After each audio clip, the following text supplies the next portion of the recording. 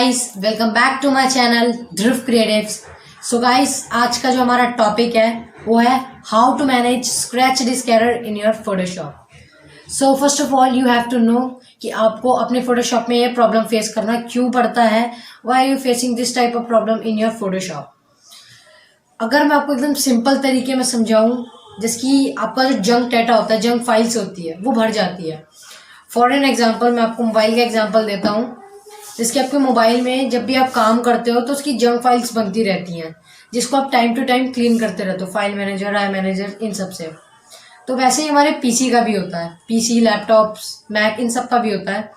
इन सब भी क्या होता है, जो भी हम काम करते हैं उसकी टेम्परेरी और जो जंक फाइल्स होती है वो बनती रहती है, जिनका काम तो कुछ नहीं होता है, ना उनसे कुछ नुकसान होता है, बस वो फ्री का स्पेस खाती हैं, पूरे स्पेस खाती रहती हैं और उनका कुछ फायदा नहीं होता है। तो आप इसको टाइम टू टाइम कैसे क्लीन कर सकते हैं, क्योंकि इसके बारे में हर किसी को नहीं पता।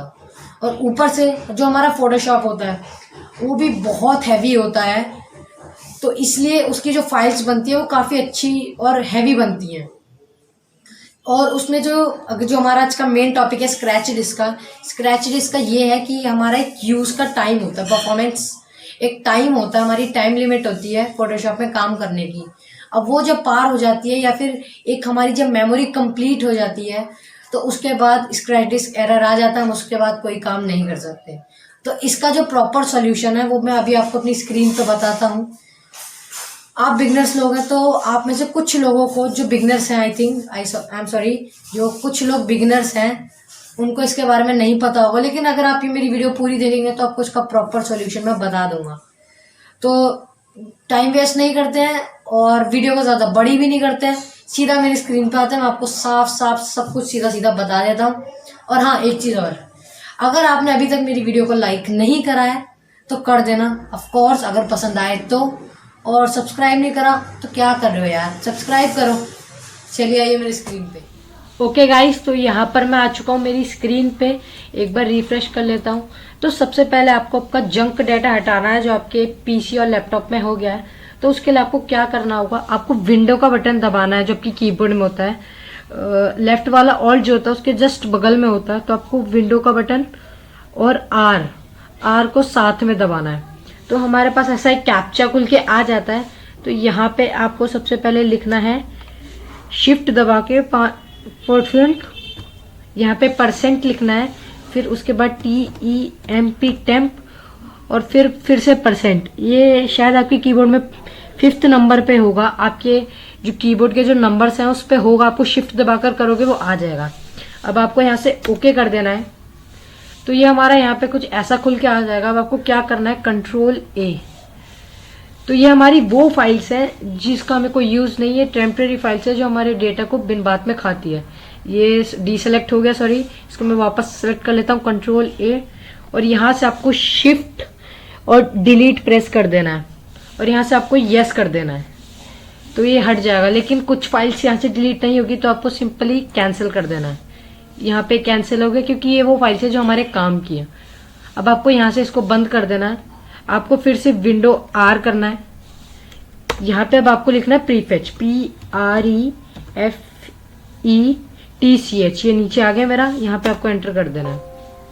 यहाँ पे एक परमिशन मांगेगा, आपको यहाँ पे कंटिन्यू कर देना है, फिर ये यहाँ पे खुल जाएगा। अब आपको फिर से Ctrl+A करना है और यहाँ से भी शिफ्ट और डिलीट कर देना है से ओके।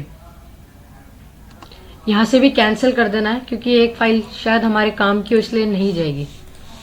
अब आपको दूसरा काम क्या करना, हमारी जंक फाइल्स डिलीट हो गई। अब हमें अपनी हार्ड डिस्क को थोड़ा सा क्लीन कर देना है। तो आपको ये अपने दिस पीसी में आना है। अगर आपका विंडोज 7 है तो कंप्यूटर के नाम से हो सकता है। तो यहाँ पे आपको, जैसे कि मेरा लोकल डिस्क C में डेटा रहता है, आपका भी उसी में होगा वैसे तो। अगर आपको किसी और डिस्क में, अब तो उसमें कर लेना।